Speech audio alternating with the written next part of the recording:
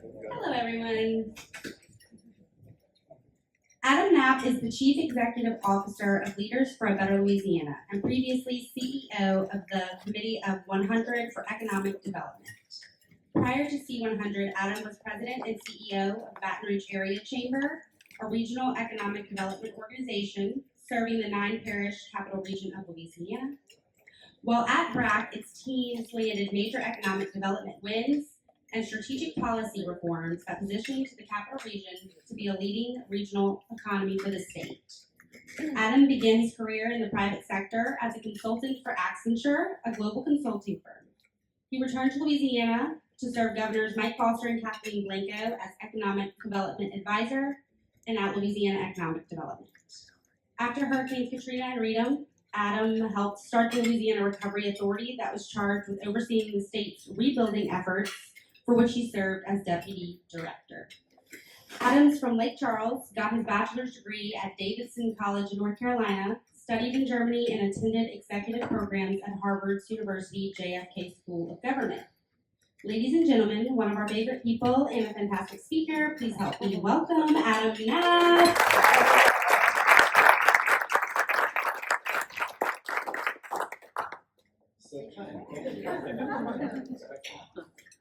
Thank you, Nancy. Thank you, Lisa. It's great to get the invitation to come back again. I'm going to probably wander around to try to both advance slides and to move around the room a bit. So we'll see how this works. So first of all, thank you for inviting me back. It was great to be able to come to you when I was the CEO of the Baton Rouge Area Chamber, and had the great opportunity presented to me to switch to a different job. And I think a lot of folks who were friends who looked at it and said, "Well, you've got a really great gig at the Baton Rouge Area Chamber. Why would you leave that?" And frankly, when they called me at first, my answer was, "I'm really not super interested in doing that." But the bigger idea that I think got me excited about it is what the potential platform can be and should be to do something we hope differently for the state of Louisiana.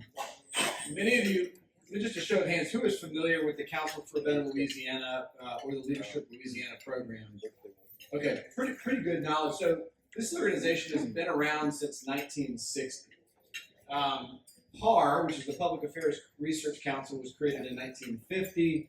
Many of the same leaders, about 10 years later, said, it's great that we have this nonpartisan group that does research to try to help figure out what's wrong with Louisiana and give us really deep research on those issues. PAR, if you know the organization, does not take political positions. They do not do advocacy, and they have not from the beginning. They just reached their 75th birthday and have been purist on this for 75 years. So CABLE, or the Council for a Better Louisiana, was really started in 1960, born of this recognition that some organization needs to take those good ideas and try to put them into action. And so they have been this dogged group that's kind of gone after how do you implement those big ideas.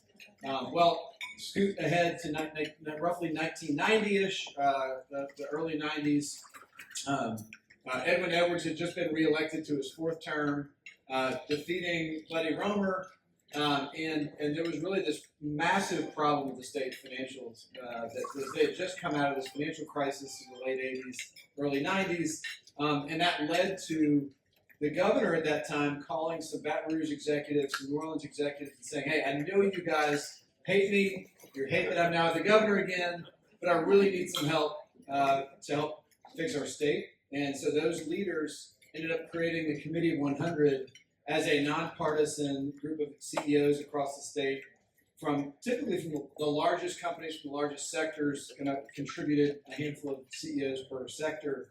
And that was the vision of the organization, was this group of 50 or 60 people would have the horsepower to pull together money when a governor calls and says, "Hey, we need to work on this big problem." At the time, they spent about 5 years looking at how to reorganize the finances of the state government, hired KPMG and did this massive project. That led to what the Foster administration ended up implementing, was this massive sweeping change to how we set the state's budgets in a much more conscientious, business-savvy way. That was really kind of the beginning of this idea of what Committee of 100 has been doing for now about 30 years. So when the call came, "Hey, do you want to come in and be a part of the Committee of 100?" the first person I called was a guy named Barry Irwin. For those of you who raise your hands, Barry has been the longtime CEO, probably spoken to y'all, of cable. And I said, Barry, look, I know that y'all have proposed before the idea that these two organizations would merge. I kind of think that's the big idea here. Would it be okay if I do apply for this job with Committee 100 that I talk about that? And would that be something that you still be open to? He's like, that'd be great if that worked out. We need to kind of know because we're about to set on this new strategic plan for cable. So like, if you're gonna do this, like, let us know pretty quickly that you're serious about it. So I got the job in the latter part of 2023, and then we began in earnest in December of that year. Barry and our two boards talking about whether this made sense.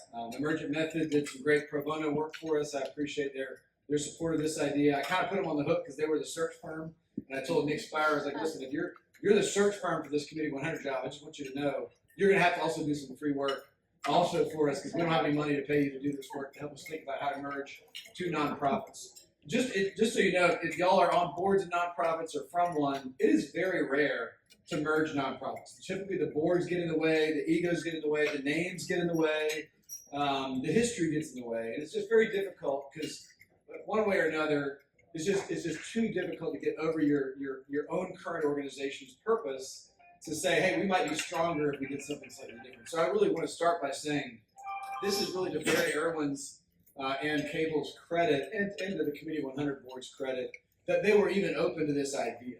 But the idea is we could do more for what our ultimate goals are if we combine our resources, our capacity, our programs, and try to do something differently. And with the idea that I think is born in many of us, which is we have to constantly be trying to do things differently if we want to try to create something bigger and more important for ourselves or for our, in this case, for our state.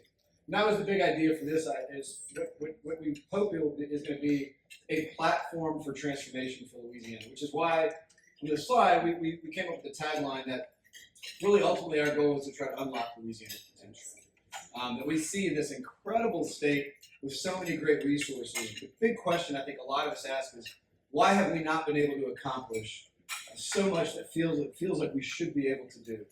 And so as two nonpartisan organizations who believe that we have the infrastructure to try to drive change, that's why we came together. That's our ultimate why, is to try to drive forward for the future of Louisiana. So I want to tell you a little bit about how we think about what we want to do with that.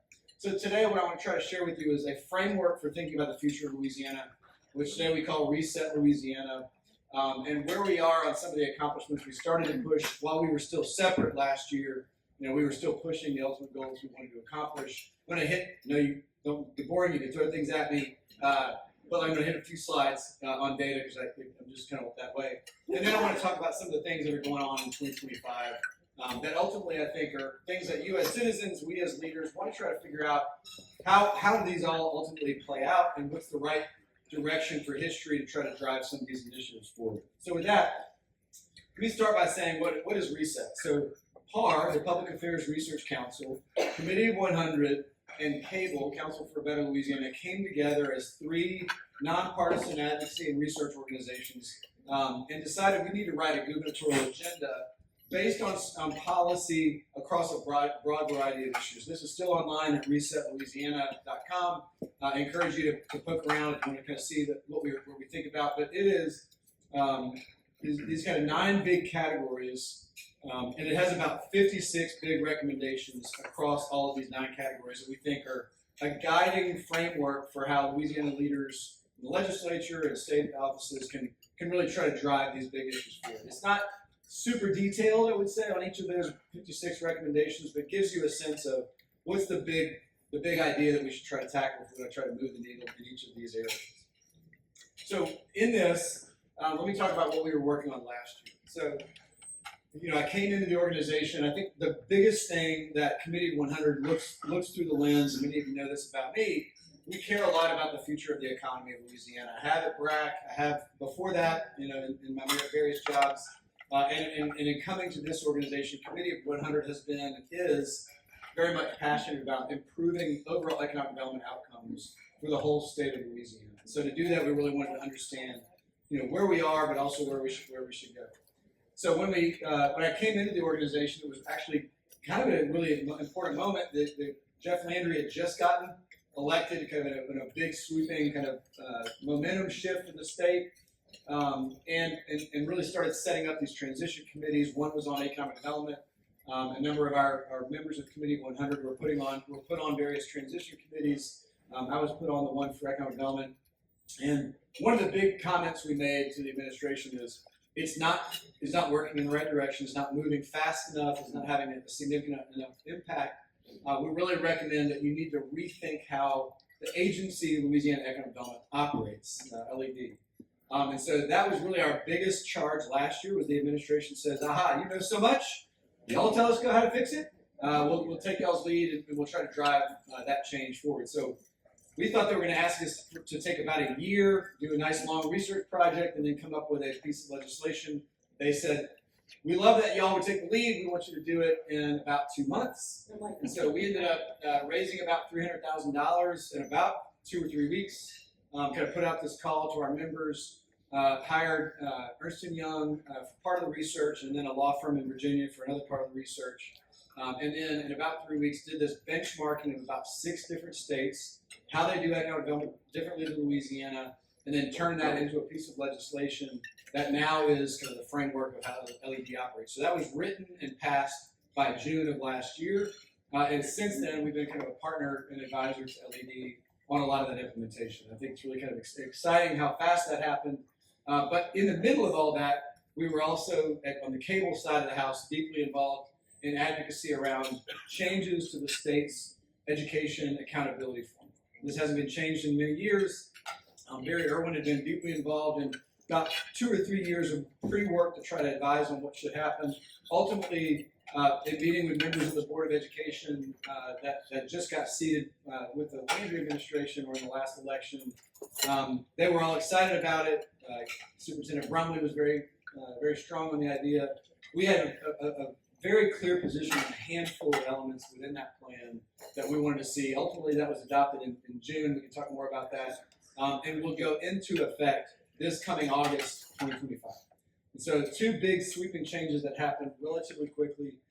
Get to the fall, the governor called in a special session, as you all know, on tax reform. Committee of 100, about 10 years ago, so it gives you a sense of how slow things are, hired the Tax Foundation to write a research project and said, "Hey, if you had your opportunity to be king for a day, Tax Foundation, what would Louisiana's tax code need to look like to make us more competitive?" That was written 10 years ago. That was largely the framework of what Secretary Nelson and Department of Revenue used to frame up a lot of the big ideas of the tax reform that was enacted in the special session by the administration. So we were first technically interested, cautiously interested, and then ultimately, after seeing the bills and having a chance to kind of read the details, did ultimately endorse the package that was presented and passed by the legislative session that was held in November. And the companion element of that was Constitutional Amendment 2, which obviously we all rejected as a state in March. But that is really kind of the finishing piece. At some point, we think that's going to come back before the voters to try to drive that forward. So it gives you kind of a big sense of the work we were doing. In the middle, I'm going to say more about this in a few slides. We also have been very passionately engaged on the question of how do you improve the workforce delivery system that Louisiana has. But before I get into that, I want to set up kind of the why a little bit about why that matters. So with that, now I'm going to go to the data slides. Like if you're throw things at me, this is when you want to get armed. This is some data on Louisiana. I apologize for the font size. I need to make these larger. So this is a picture of Louisiana's performance from 2018 to 2024. This is like we just got this data. We actually, I don't think I formally released this. It's going to come out next week. So the highest performing states, you can see, kind of grew at around 14%. That means they added that many jobs compared to where they were in 2018. So in Florida, Texas, South Carolina, they've been really on a tear in terms of overall job creation and growth. If you look at just the southern states, the average across southern states is that they've grown in this period since 2018 by about 7% jobs. Louisiana during that period is the only state, you see that one little red negative number is where Louisiana has been relative to the South. So when you hear me talk about the crisis that is our economic development challenge in Louisiana, this is why we care. We really have not seen the level of performance as a state that we really need to. The average of the top 5 performing states, they grew at about 12, a little over 12%. The average of the worst performing states, they grew at about 3%. We couldn't even muster a measly 3% in terms of overall non-farm growth. So this should make you angry. This is the purpose of this slide, is to piss you off that we're not. We think of like, hey, our football teams, our baseball teams, they kick ass. Like, what's going on with our expectations that we can't hold ourselves to a higher standard? And that is the passion that we brought to the Governor's Transition Committee. It's like, this needs to not be 1 year, 2 years. This needs to be a decade at least of setting really high, aggressive goals to drive that forward. So the good news is, it's not all doom and gloom, guys. We haven't released this yet. So reporters, please hold this because we're going to put this out next week. Louisiana has just finally recovered from its losses during COVID. So this just came out in the numbers that came out. I think this is as of February. The growth trend of the last year was that we've added about 1% non-farm jobs over the year, which is good to see. About 2% if you look over 2 years. So we're seeing 2 years of decent growth, not lightning fast, but decent growth. But that has basically gotten us back to zero. If you think about the effect of COVID, if I showed you this on a 10-year picture, it's more or less flat on a 10-year number. So at least now we're in a position, hopefully, that what we're seeing as the current trajectory, if it can be continued, we're in a good position now to try to start, hopefully, to keep up and take off. So that's kind of where we are as a state today. Region by region, again, we're not a Baton Rouge organization, we're a statewide organization. The names that are in green saw growth over the last year. In black or in red are either flat or slight decline over the last 12 months. And partly why I raised this slide is you can't think of the state's economy as a monolith. We are distinctly unique regional economies that are interconnected, but very different. And the cool part about this new job is I do go drive around the state and spend time with a lot of business leaders in other parts of the state, more than I really have ever done. And it's really fascinating to see the differences of the makeup of those economies. I think if you're from Shreveport or Ruston or Lake Charles, you know this intuitively. There's a lot of similarities. There's also a lot of differences. And so what we're trying to better understand is how that shapes the future of the state economy. This is a picture of what's happening overall. The interesting thing, by the way, you're going to see this in other slides, what's happening in Lafayette is really nice to see. There's some really nice growth happening in Lafayette. The North Shore has been on a tear. It's probably the highest growing metro area by percentage job growth in the state when you look back over about a decade. North Shore, Baton Rouge, and a little bit New Orleans are really kind of the standard bearers for growth over a long run in Louisiana. And we also see some really nice growth happening in the one-year data in different large industry sectors. So this is a picture of the major industries in Louisiana, whether they're growing or declining, gives you a sense of kind of which ones are going up and which ones are going down. But the reason why I show this from a sales and marketing perspective is we think about if we're selling into these sectors for business development purposes, you've got to get a sense of who's buying or who's declining. So it's a good way to understand kind of where we're heading overall as a state. This is a picture of migration of people. So over the last 10 years, this is a little bit older than that, goes back to 2012, you can see the gold is going to show you what's called domestic migration, movement into or out of Louisiana from other parts of the United States. The lighter colored yellow is a picture of international migration into or out of the state. And the blue is a representation of net births, more babies being born than death in the state. So that's kind of how you add population is one of those three ways. The good news is we can see kind of those kind of summary bubbles at the top. We had a strain of negativity for the last 3 years, kind of our immediate post-COVID numbers, that we just got into positive territory overall as a state in the most recent data, which is the 2023 bar. The bad news, I think, is it's not yet fast enough from net domestic migration. I've talked about this when I was at the chamber, still think it's really a major issue. We should be focused on national in-migration as a major priority to do a better job of finding the talent, either for folks who have left us, who graduated from our universities, or graduated from high school here, moved on to other places, started a family. Really the call to return people, as the governor calls it, come back to Louisiana, that message is an important one. It's also generally good to have people who aren't from here also choosing to move here for opportunities. We believe strongly that the state in addition to every metro in Louisiana, needs to be marketing nationally to find opportunities for folks to return to the great jobs that are across all of our companies. As well, we had a conversation about this a moment ago, looking for folks who might choose to work here as a remote worker, that they come back because they're from here, but they can detach from their place where they're currently employed to return to Louisiana but continue to work for that same employer. We think there's some great opportunities there. You'll see on the far right, the main reason folks say they move away is new job and transfers of jobs, or choose to be somewhere else. This is a change. If you look back at 2018 data, the reason why a person moves or stays is changed over time. So this is something that's changeable as we try to do more direct outreach and effort as a state and every metro area to try to change that. Now, this really weird slide is one that McKinsey built. We'll say more about them in a minute. McKinsey is a national consulting company that was hired to help Louisiana to write a new economic development strategic plan.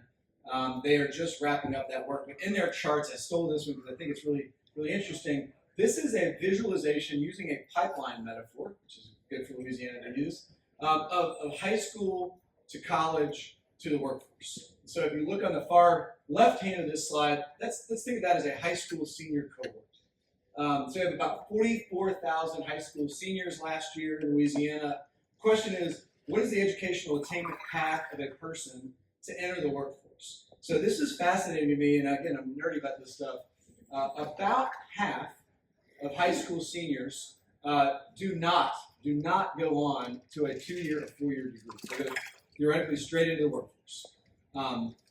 The other half is this kind of top of this pipeline are going on into a 2-year or 4-year pathway to earn some sort of post-secondary credential to then enter the workforce. Ultimately, about 36% earn some kind of post-secondary credential to enter the workforce, which is really, as you step back and think about how are we doing to connect our education system to jobs, what I observe in this is we are leaving out of the math a huge part of this calculation if we aren't really thinking intensely about the 50% of kids who are not going on to a 2-year or 4-year degree. John works in this space at the Baton Rouge Area Chamber, and credit to you if folks don't know John for doing this. If you want an intern or an apprentice from a high school, see John immediately after this because he's trying to sign you up.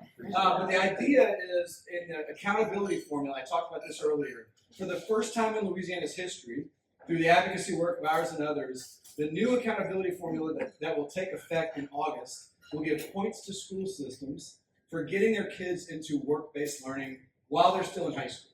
Why does that matter? We think this bottom part of the pipe is a lot about helping kids get real credentials and experiences so that they know what it means to go into work if they choose to do so coming straight out of high school.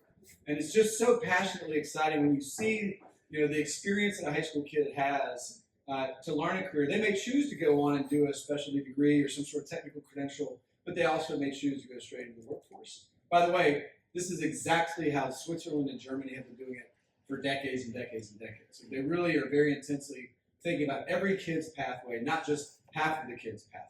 They can think of this with a visual means. All right, the last one I want to hit, I think it's the last one. And I probably didn't update the headline. This is a visualization. It's not going to be good. Let me try to explain this. So we all hear about the insurance issues in Louisiana. On our website for cable, we put out a report in February to show just how interesting and challenging Louisiana's auto insurance market is. What we found in some of our research is if you want to look for where there are outlier issues in Louisiana, really, ultimately, the drivers of auto insurance get down to about 3 or 4 major things that are unique in Louisiana. This chart is all screwed up, I'm sorry about that. But the slides are interesting on our website, so I definitely encourage you to go look at it. The outlier is that bodily injury claims on auto insurance are a dramatically substantial outlier, which is really this far left claim. The blue bar on the far left is effectively the normal rate of bodily injury claims relative to accidents in the U.S. and how many get filed in Louisiana by comparison. It's about 200% more. It's a substantial outlier.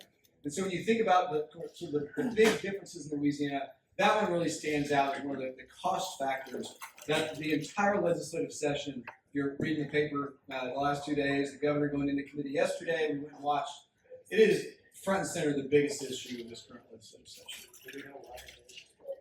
Why? What is? Why it's 200% higher than the national average? So that's the right question to ask. We don't know, and I think that's what we try to do is not necessarily say that we're making a policy prognostication of this. We're trying to show you the data and hopefully leading legislators to really understand. If you're going to file bills or vote on bills, ask if those bills are going to affect the issues that we are the most significant outliers. So the governor came out and championed a bill that he was advocating for on Tuesday, which is essentially to try to attack the issue of small claims. So his belief in looking at the data is that we have far too many small claims that are getting filed and or settled faster and more significantly than in other states. And that if we can do things to reduce the number of small claims, that will help overall some portion of that number. And in testing this with both sides of the issue, if you want to think of the trial lawyers as one side and insurance companies as the other side, we've been kind of trying to sit in the middle and ask questions, showing this data and say, does this address this overall issue? The other big issue is that the frequency of lawsuits getting filed after an accident is also uniquely high in Louisiana. The chart is screwed up. That also is in that chart, is essentially to show if you have a car accident in Louisiana, sometimes you don't file a claim. You just sort of, it's too small, it's just a fender bender, you don't worry about it.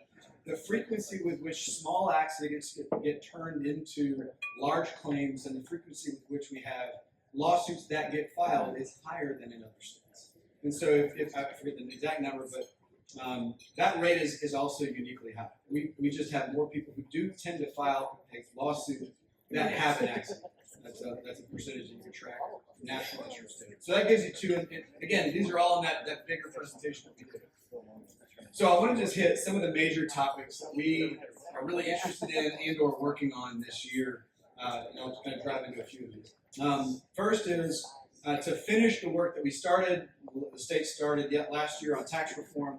We still are advocating, and it's going to be up in committee probably next week, that there should be another attempt at a constitutional amendment to try to make some of the changes that were being attempted by the Amendment 2 that we all just rejected as a society in Louisiana. The ones that we think matter the most. They had a cap on the rate at which you can increase state income tax, personal income tax. It's a little higher than where it is today, but they were going to put an absolute cap on how high the state theoretically can increase the income tax. Today we're at a 3% income tax. I think they're saying, hey, at the top end, you can't go more than, I think, 4.25% or 4%. So they're trying to add that in as a structural component to our tax structure in Louisiana. We think that's probably in the long run a good idea if your direction is to try to continue to reduce that, offsetting with other things. That would be a good tax reform that will also increase our rate. The second big thing they're going to try to do is to consolidate. It's boring, but they're going to try to consolidate the rainy day fund. We all kind of probably do this with our households. You try to keep a little bit of a nest egg aside for problems. The state does too. They have two of those in Louisiana. They're going to try to combine that down to one. And when they do that, they'll actually send more, that money that's being diverted into that could otherwise go to the general fund for education and healthcare. They're going to try to put more flexibility in the state budget by consolidating state trust funds, which we think is a very important budgetary policy. The third big thing they're going to try again to do is to give teachers in Louisiana a permanent pay raise. That was rejected as part of that. They're going to try to figure out the balance of doing a temporary stipend, we think, again, for this year, and then try to come back again. We think this is likely at this point now to be a 2026 election, that they would come back and try to do the overall consolidation of funds to try to dedicate some money to paying down a debt that is currently out there for teachers' retirement. In doing so, that then frees up some money for school districts to be able to increase pay for teachers. That is all coming. Why did you not vote for that? What do you think the reason? It's a super interesting political question. I wrote like a 3-page summary to our members to try to at least try to take a gander at that. High level, I'd summarize it as 2 or 3 things. One is the appetite in the country, and I think in Louisiana today, is there's too much change happening at once. Let's just take a pause from that. I think potentially there's some of that is just generally in the second is Constitutional Amendment 3 was on the ballot, was just trying to allow for higher rates of incarceration of 17-year-olds. We took a position against that. But a lot of national money was interested in trying to kill that. And so there was national money that came in to try to stop passage of Constitutional Amendment 3. And if you know jiu-jitsu, sometimes you kind of gotta fall on your back, to take your opponent down. I think that's what happened here is like they used the one to pull down the other. And in a clever political strategy, the opponents of 3 used their money as a kill them all marketing plan. And ultimately what happened was the No to All campaign, because of the first thing I said, the kind of general tenor of the kind of the mood in the country and the mood in the state is we need to kind of be cautious about this, and maybe this isn't the right plan, or we don't understand it enough. And when there's confusion, voters tend to reject things. Or things look like, hey, somebody's going to try to pull something over my eyes, like that generally kind of voters just like that. And then the third big thing is there was a piece of it that was related to property tax exemptions being moved from the Constitution into a 2/3 vote of the legislature. Generally, it's good tax policy to get some of these nuanced things don't belong in your foundational document. And so in a purist way, the Department of Revenue was saying, we need a shorter Constitution to do that. Let's just take all of this stuff and put it into statute, but make it a very high bar to change it. One of the things they did was what upset Woody Jenkins and others here locally was a property tax exemption that is available to some churches or other developers. It would have been put in that you could have changed it with a 2/3 vote of the legislature rather than locking it away in the Constitution. That created quite a bit of consternation. And so there was a fair amount of social media negativity around that, especially from religious organizations that led to opposition to Constitutional How do Amendment 2. people decide what goes on the ballot and how it's written? The legislature writes the ballot language. The question was, how do people decide what goes on the ballot? The legislature, when they propose the constitutional amendment, they have to include the ballot language that's written. And so there's an art to how you write that text, for sure. So that we were very interested in how that comes about. That's going to be up in committee actually next week. The second big thing, obviously, with that pipeline chart and the migration data that we talked about a minute ago, we care intensely about the issues of workforce in talent in Louisiana. I think it is, as much as I'm passionate about economic development, I think we should all be worried about and passionate about the pipeline of talent issues that we face as a state. Population decline is mostly a challenge when you're trying to grow the state economy, that you need to know that you are in addition also adding more people to your economy, to your workforce. It also is helpful when you're trying to market your state for new companies to invest. They look at your population data, your educational attainment, as one of their clearest, earliest decision factors about where they're going to choose to make new investments. And so we're looking at this from a number of perspectives. One that we actually have filed actually leans into this issue of high school work-based learning. The state has tried to provide a tax credit to companies to try to hire high school students. It's almost unheard of that people know that this exists. So we're going to change the name of it, try to change the rules a little bit, and then go in more aggressively. It's for businesses who hire high school students that they should be able to kind of be incentivized toward that behavior. It's something we want to see more of. So that's going to be an example of the kinds of things that we're trying to do. We're also advocating that the state of Louisiana needs to put up, we think, a pretty substantial amount of money to market Louisiana for folks to choose to return here or come here for the first time. We are hoping to see about $15 million, to be a huge number. And the state only does marketing right now for tourism purposes, which is great, but we also need to be marketing for our very existential crisis, which is our population. You got the right audience. 100%. That's why I'm saying it here.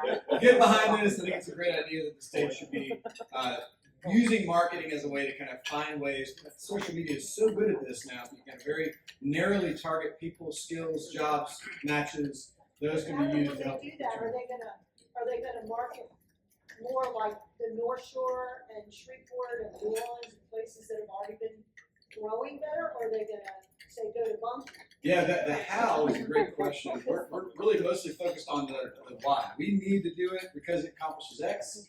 We're going to let experts in marketing, determine the best strategy to do so. But I think these are examples of the kinds of things we need to be doing. The Better in BTR pen has been kind of promoted by the Baton Rouge Area Chamber as an example of a talent marketing campaign, a pride of place campaign.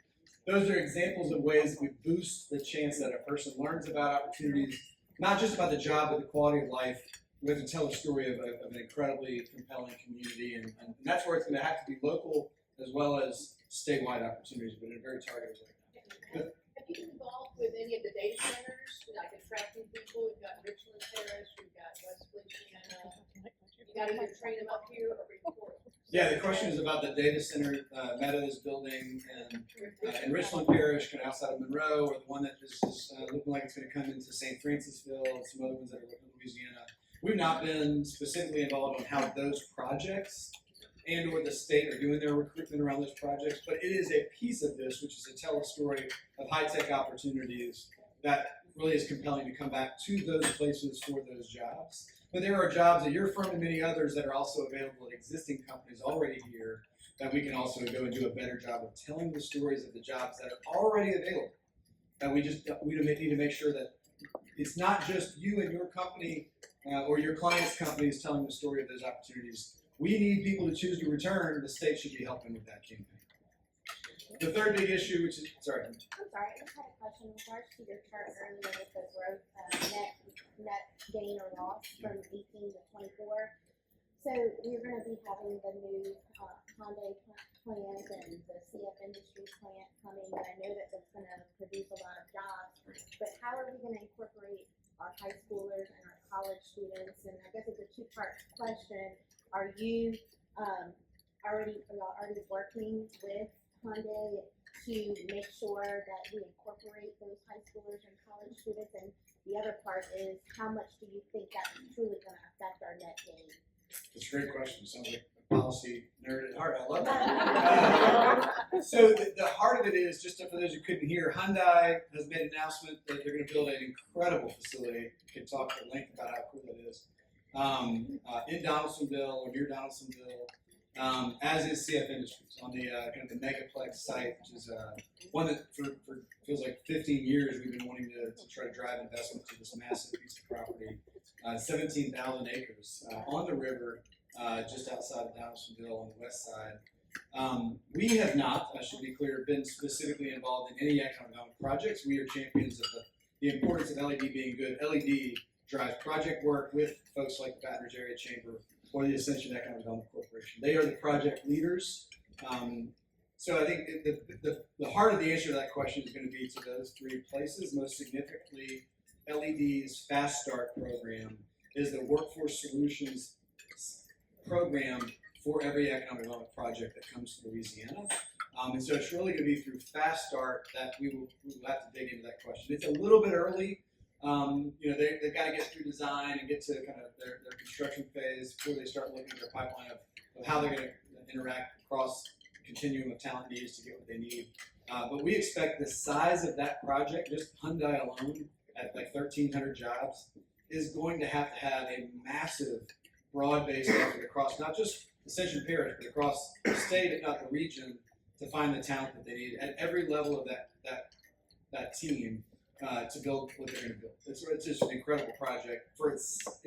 Just how rare it is to see a project of that size of capital investment with that size of new permanent jobs. Typically in Louisiana, especially in South Louisiana, we see large process industry expansions build $1 billion or $2 billion or $5 billion expansion, and you'll only see like 100 new jobs. Like, what? What's going on here?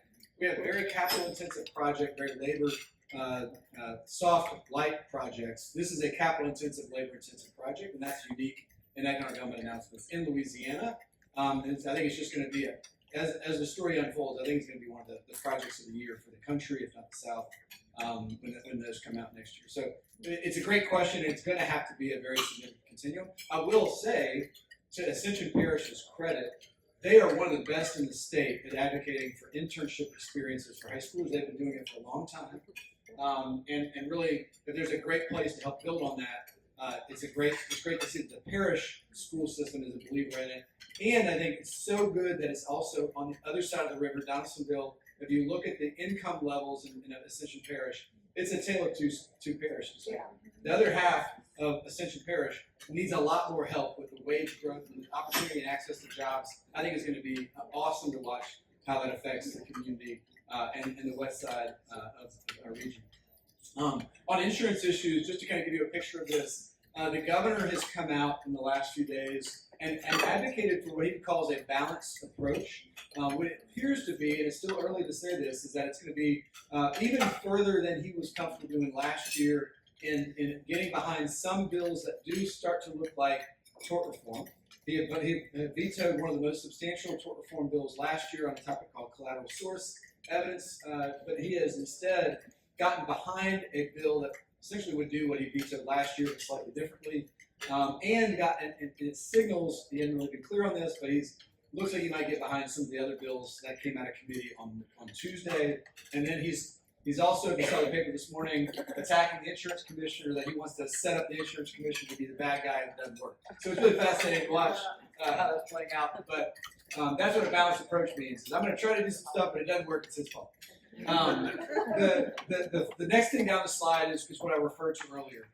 So starting in July, after the bill on economic development got passed, we went to LED and said, cool that you did that, great victory.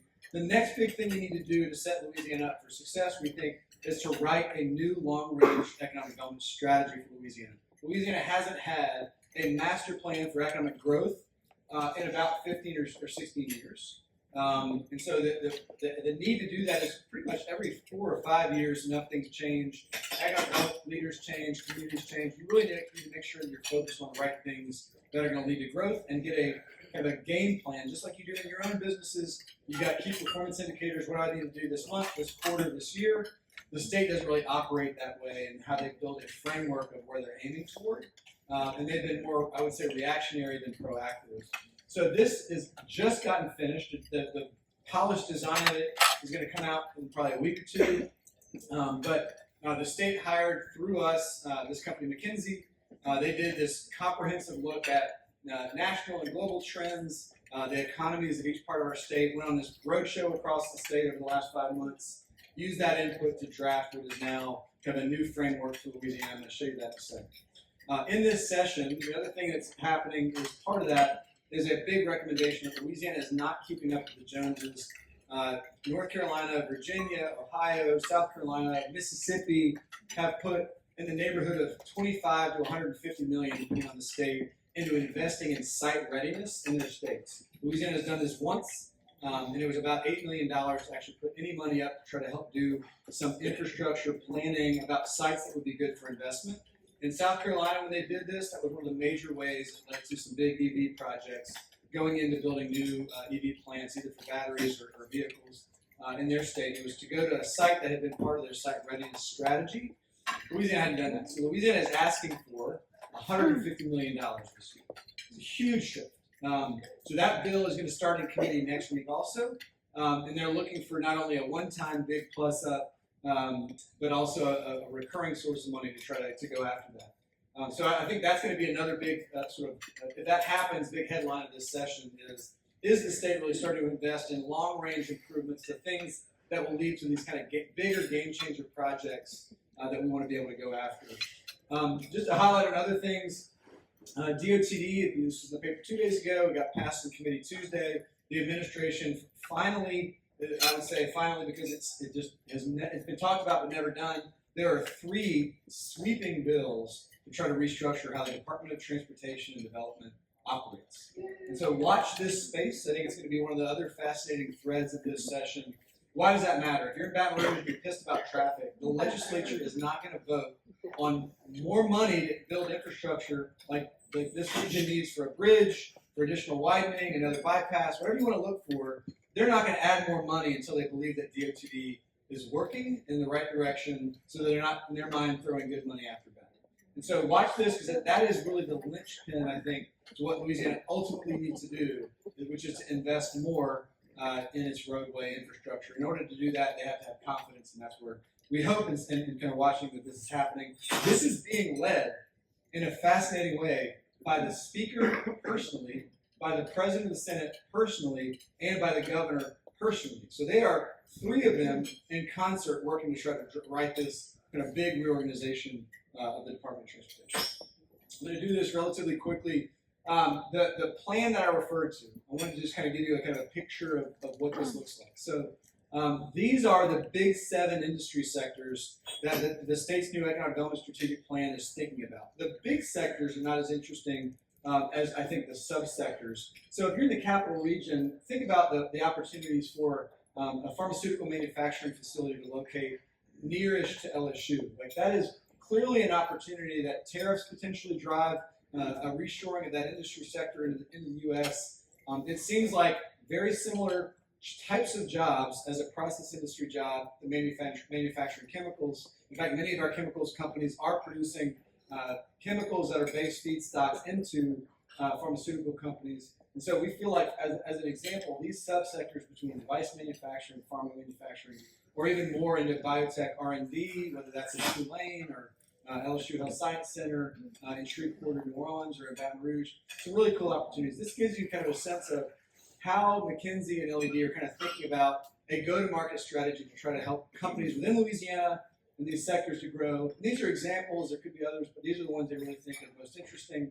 And I could go more into these. I'm not obviously an expert on any of these, but that's what I think is useful about this, is to better visualize a broad-based set of things that might be opportunities for Louisiana. If we think about it as Louisiana as perhaps an energy-heavy state, or a defense-heavy state, or a healthcare-heavy state as an economy, those are true. There are other things we think that are opportunities that also can drive long-term economic growth for Louisiana. When you think about a proactive strategy, it starts with knowing there are some key places to try to win, and then what's the game plan to try to do that? This is a visualization by metro area in Louisiana, looking at those industry sectors that you saw on the last slide, of where we already have some density of that industry sector as a presence. Just to give you a sense of where we're good and where we're kind of at the beginning of trying to build out those industry sectors, and where they look like they're stronger. So you can kind of see a visual of that. And then McKinsey did a forecast looking out to 2033. If all things remain true at the level of presence of those sectors in Louisiana that is true today, how many new jobs do you expect to see from those industry sectors by percentage growth? Is what's this kind of percentage over on the far right hand side. I show this as mostly as a visualization to say this is the kind of stuff that the Department of Economic Development has to think about if they're really trying to understand where our opportunities are, and not just think about it at a state level, but to help make sure that every region has a really nuanced understanding of what their opportunity is. And it's going to be different for Ruston and Monroe than it is in Lake Charles. So this is a way to help better kind of understand where those strengths lie. So this is, again, kind of how you take all of that, and what LED has kind of gotten now is this structured game plan of how to try to attack this. And I know this is too small to read, but essentially they have this new mission statement and vision statement for their economic development plan at the very top. So big overarching goals of what they think are critical to accomplishing that. One is on the far left that says Louisiana has to do what it did on the Meta project. It operated as a whole of government. It wasn't just LED trying to go and win a project. The Department of Transportation had promised to Meta that they would build the road infrastructure necessary for that facility to locate where it was going to locate, right near I-20 on that specific piece of land, and the entryway roadways. They had to promise certain amounts of constructions were going to be part of their long-term strategy to construct if they made the decision to go forward.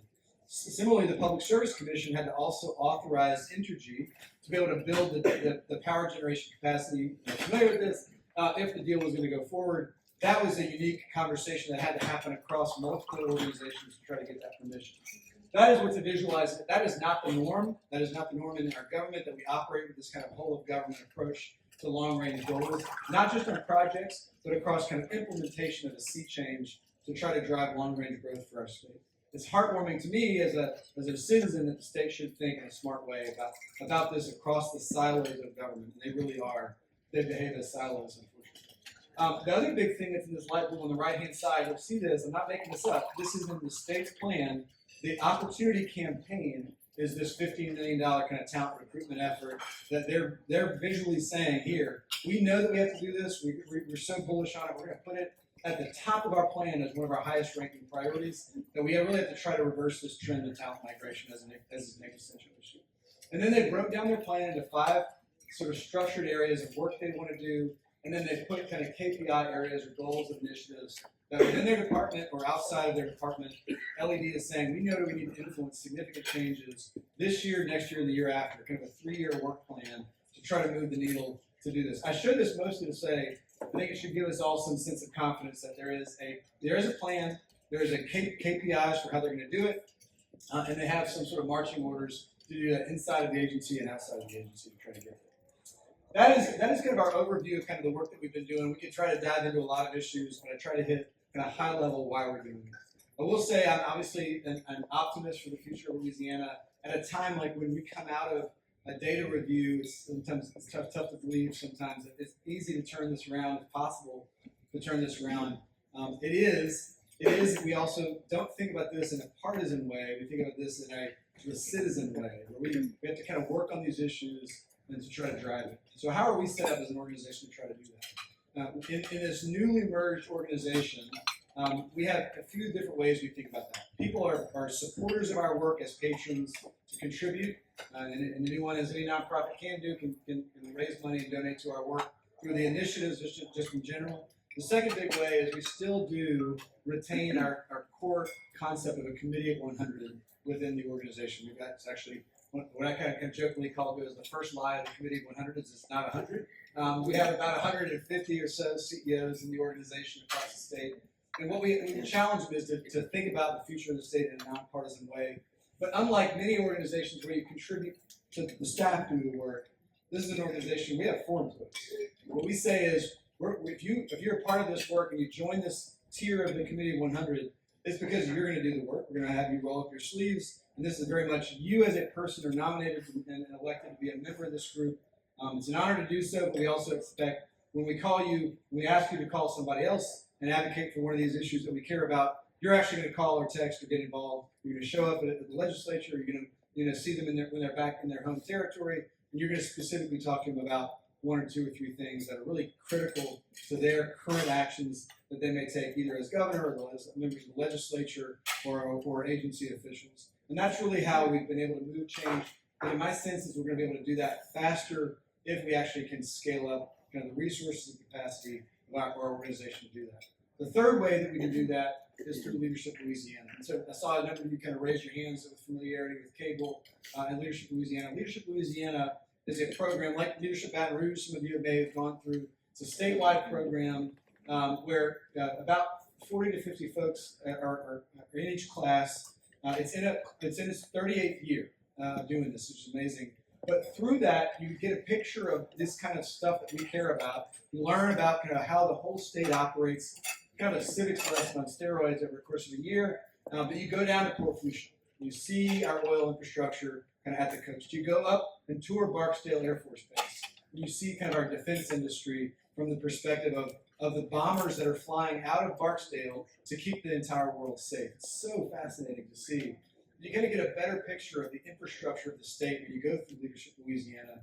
And the why there is we think it's the way that we kind of inform leaders within each part of our state about the challenges we face so they go back to their communities to get more engaged, to be more aware of it. They also have a global view, a statewide view of the challenges and the issues and the opportunities we have to try to drive forward. So that's kind of our thesis and our operating model. We'd love to have y'all be more involved and helpful with us in this work. And as always, we'd love to have your questions and have a conversation about this. So thank you.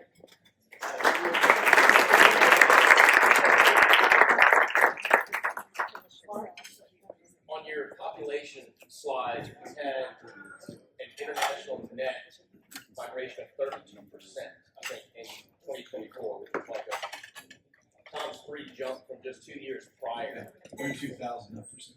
30,000. What is that jump from 21 to 23? I don't know. We're probably going to do a deep dive to try to answer that question.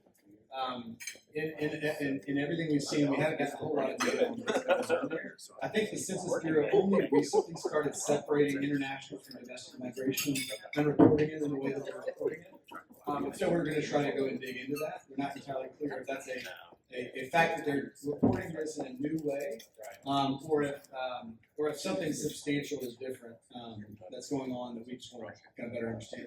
It could be hurricane related, kind of recovery related. It's hard to know. Like all the different things that you try to unpack, it's better to try to actually dig into the data and see if I can find out more about why we don't really have videos. So the amendment to did not pass. What is the reason for so many pieces and parts to be wrapped up into one? Yeah, they are. So the question is, why was Article 7 so incredibly complicated? In summary, right? It had a lot of elements in it. It was incredibly hard to read. Just to put a context on this, Amendment 2 that was on the ballot in March, we had, so Barry Irwin on our team wrote a summary of it. PAR wrote a summary of it. PAR's summary was about 30 pages. To summarize a 100-page constitutional amendment, ours was about 10 pages. We thought that was pretty good. But it takes 10 pages to even barely explain what's happening in this document. So the question is a great one, is why did they pack so much into one document? Here's why. What they were attempting to do is to rewrite the entire article of that Constitution. If you ever have looked at Louisiana's Constitution, it is the longest article of our Constitution, and our Constitution is one of the longest state constitutions of all 50 states' constitutions. And so they were trying to shorten Louisiana's Constitution. So it was really an attempt at essentially bypassing a constitutional convention to do that by having one big comprehensive rewrite of what is essentially the tax code structure of the Constitution in one document. They could have. They chose to do it in one, and they thought, let's see how this goes. And I think a lot of that was a little bit of hubris and a little bit of, it's just probably easier to do it at once. And they just, where I think they fell short, and maybe I should have said this as my fourth reason I think it failed. There was a really bad marketing campaign to try to tell us all what happened. And it was then kind of, I mean, it's really, I think John Kubion, who's a political consultant here in the Capital Region, said it best. It was really political malpractice that they did it that way. I mean, I don't need to tell y'all, as sales and marketing executives, it's kind of unconscionable. They presented something this complicated and never really explained it. I can't quite explain why. We actually reached out to them in December. We had them come to speak at an event. Said, hey, what's your marketing campaign going to look like? Do you need to raise some money? We'll go and raise some money with you. They didn't ask us for money, and they didn't tell us what the marketing campaign was. It wasn't for even us. Not to say that I don't mean it that way. Like, we were begging for information about their marketing campaign, and we didn't even get an opportunity to do a fundraising call to try to help them put some money together and tell the early voting had started. It was unbelievable. Is this, wait, So, I missed it because I was looking at something. This company that did this is a Louisiana company? the marketing campaign? Yeah. I think so. I really don't know who was behind it. The bigger problem is not necessarily the marketing company. The bigger problem is that the campaign and the governor's initiative needed to basically start as soon as the session in November ended. That they turned around and said, this is the most important thing we care about. We need to go aggressively at how to explain this to a very complicated thing to the voters. But to your question, the next attempt is going to do it, I think, the way that you're asking. They're going to probably break it up into 4 or 3 constitutional amendments, and they're going to probably shrink it down to like the 3 things they care about the most, and just do those 3 things. So we're not going to get an Article 7 rewrite. I don't think that may change between what we learn now and what we learn next week, but that's kind of the current game plan. Is I think they're going to break it up into just a handful. I think you're right. I mean, you throw a whole bunch of stuff in there and it's just easier to say no. Oh yeah. You know, and By the way, but if Amendment 3 had not been on there, again, it's all, hindsight, but if Amendment 3 hadn't been there, potentially they could have pulled it off. I mean, it's hard to say. So I don't know. I think I said this in one of my summaries to our members. You can almost look back to the governor calling the special session in the manner in which he called the special session, that he set himself up for failure by allowing Constitutional Amendment 3 to even be a topic of the legislative session. Now, he wanted to go after crime and safety issues, saw that as a critical way to do so. And so I think partly there was a piece of this that was also wanting to address multiple things that many of the members of the Senate and the House wanted to try to also do. But in doing so, they also kind of sowed the seeds of their own demise by allowing those things that were even more negative to many on that time. Got 2 things. One, can you make the PowerPoint available to us? Sure, yeah. I think it's actually on jump drive. Yeah. So you probably have it on your laptop. Yeah, I'll think it's, I'm actually a graduate of the class of 2017 of Leadership Louisiana.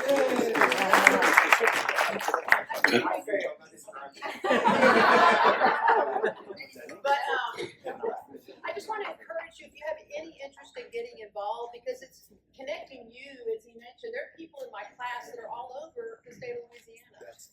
They're encouraging you to get involved in the, not so much the politics, but the governance, the economic development, all these topics that he touched on, and it opens your eyes to things not just in your region, but in other regions. Where do you find that, Laura? Wait, what's that? Oh, you have to list. Yeah, Leadership Louisiana is on Cable's website, cabl.org. You'll see information about leadership. And what is your website? It's betterla.org. Pause it, give us some grace. We just merged 3 months ago, so we'd actually, it's a kind of a basic landing page right now. So we're still using our 2 separate websites for Committee 100 and Cable to put up information until we can launch a new website hopefully in 3 months. Doesn't it kick off, or at least don't you get your submit applications in by July or August? So yeah, Leadership Louisiana's application cycle, it effectively runs all year. It's really heavily in October. The class is selected between October, typically in November, and then it starts in January, and the class runs for 12 months. It's really, it's 6 meetings, let's call it. You have an opening session, a closing session. You have 6 meetings where you travel around the state. So 1 in Lake Charles, 1 in Houma, 1 in New Orleans, 1 in Baton Rouge, and Shreveport. You kind of go around the state. But in that, it's 3 days typically per. So the time commitment is you have to be able to say I can make it for 3 times or 6 times a year where I'm going to be able to take 3 days away from work to go do it. But I would say in addition to the content you get, the relationships are incredible. It's just incredible that you make across the state. I want to throw in one that's a little going backwards with regards to the insurance and the insurance reform. It's going to be a little convoluted, but to get to where we're going. Louisiana has long been known for having one of the highest concentrations of attorneys per capita in the country. We have 4 law schools in the state of Louisiana. Now they're announcing that they're going to form a 5th law school at Northwestern in Knapp. How do you feel about that, given we're trying to reform and bring down insurance rates, and we're going to have more attorneys in the state of Louisiana?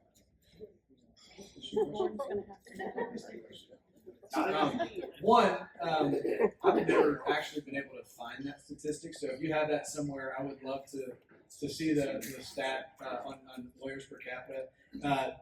Funny enough, at some point long ago, I was given a chart of lawyers by country, which was also fascinating, and it kind of broke down the kind of the per capita numbers by country, and then compared it to GDP to try to show if you have too many lawyers, it brings down your GDP. I don't know if that's true or not, but it was fascinating, kind of amusing. Anti-lawyer sentiment. I'm the son of a lawyer, so like. I would say probably not even sure about the sure number. Not a lawyer, but I play on TV. I don't know that I have a perspective on that. I think lawyers go on to do a lot more than practice law, as we all know.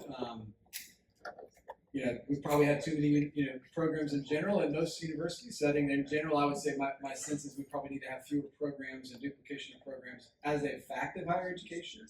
And I would say I think law is no different. That there's probably a lot of duplication in there. So it's I don't have a great answer for you, but it does make me think I need to go and see if I can find the statistic and then show it to you. Well, on the insurance issue too, it's not just the lawyers, but it's the caps and what you can go after, how much you can go after, and all that. It's been up for discussion for a long period of time.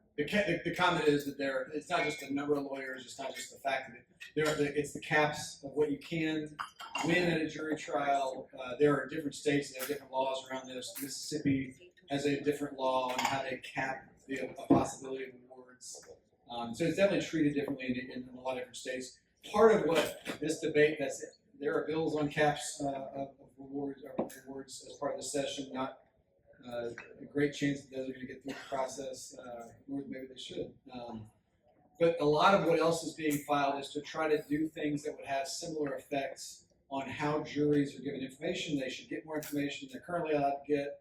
More evidence should be allowed to be part of the process. The amount of medical awards shouldn't be overinflated. That's part of the debate. All these things are driving up costs. The price of the award, the losses that are kind of achieved per case are higher here than what we're talking about with bodily injury claims. That's the fact of it. So we're kind of waiting to see across all of the bills, ultimately, does it drive down the frequency of claims or frequency of suits or the frequency or the value of the overall claims in time. So those are the big issues.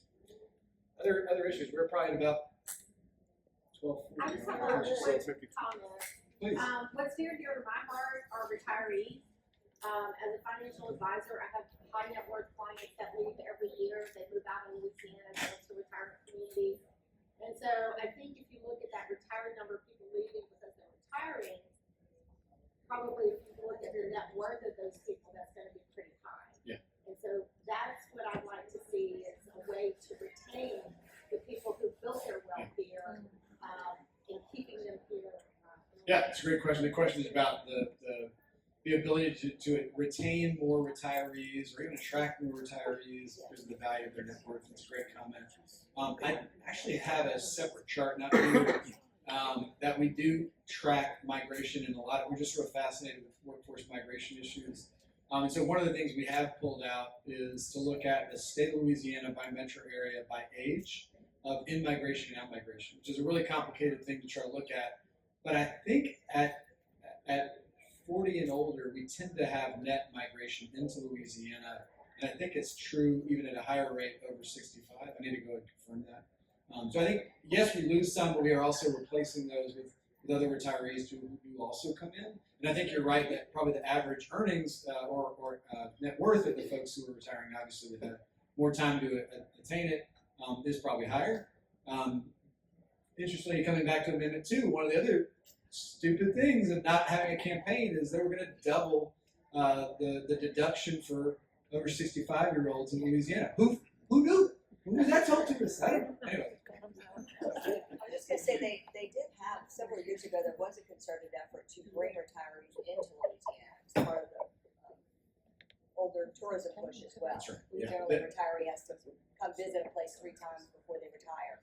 So that might be an opportunity to bring that back again. Absolutely. Yeah, and I think it's ongoing that there is a tourism focus on retirees. I think it lives within the Lieutenant Governor's office. And that's a great question. I don't know the status of where that is today. Thank you guys for having me. It's great to